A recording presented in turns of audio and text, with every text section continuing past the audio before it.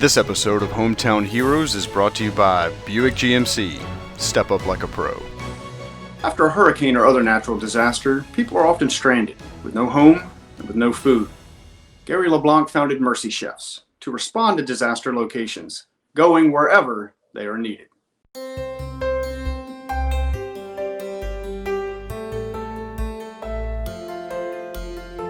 and push, scoop and push! I believe there is a better way to feed people that had just lost everything. And so Mercy Chefs was formed out of that love, out of that passion to care for people with a plate of food. People after a storm oftentimes haven't even taken the time to contemplate their situation. They're just in the middle of it. And over that shared meal, often they think for the first time, what has happened to me? Max, you were here for the storm? Must have been pretty scary, huh? I'm glad you made it through, little man.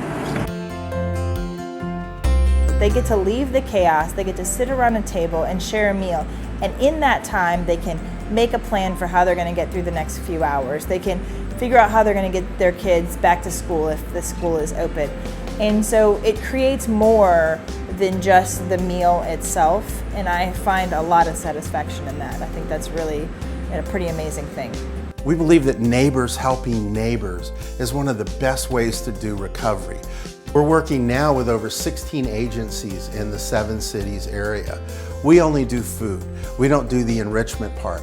But when we partner with somebody that is doing homework assistance or weekend care or after school programs, we're able to bring that high quality, nutritious food into communities that don't see that all the time.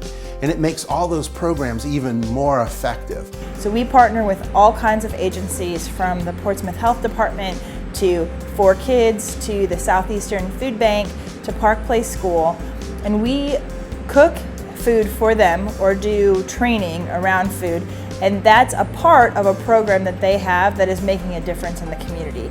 Just the difference that Mercy Chef has made for us, just the kids are not as angry anymore. They are simply coming in and having the ability to learn and not think about their stomach growling. And that's a big plus. Before Mercy Chefs, the teachers would have to buy lunch meat or peanut butter and jelly sandwiches and kind of put them together and do the best they could to provide for the kids.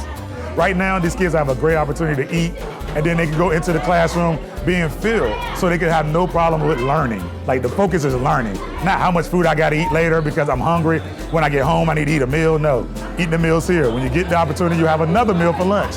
Can't beat it. Kids are very thankful. 1 in 6 children in Hampton Roads go to bed hungry at night.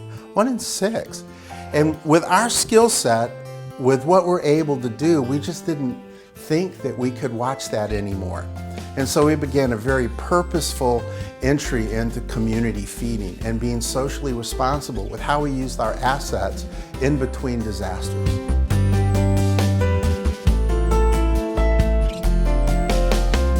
I'm asked all the time, why do you do this?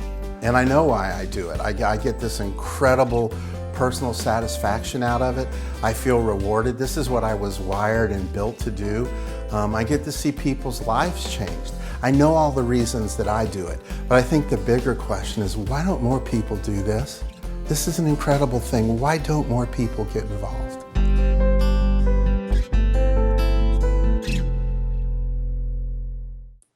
Mercy Chefs went to the aid of Louisiana residents after Hurricane Laura. And earlier in the year, they were cooking for families in Hampton Roads, partnering with the Senior Services of Southeastern Virginia.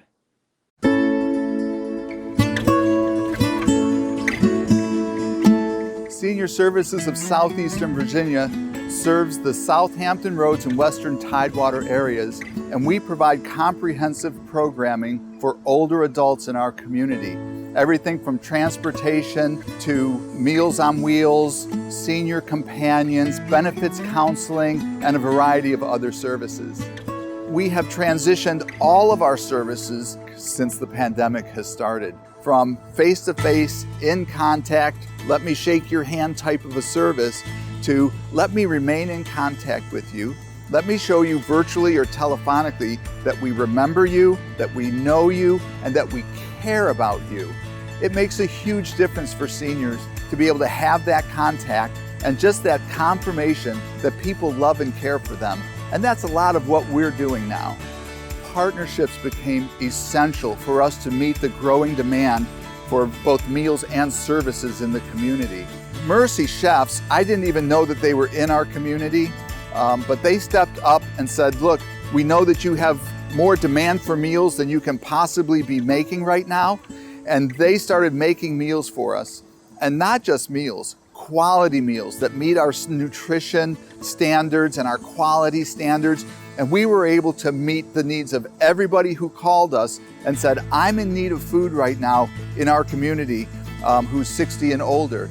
And between Mercy Chefs, the Food Bank of Southeastern Virginia, and our drivers and volunteers from the community, we were able to meet that complete demand.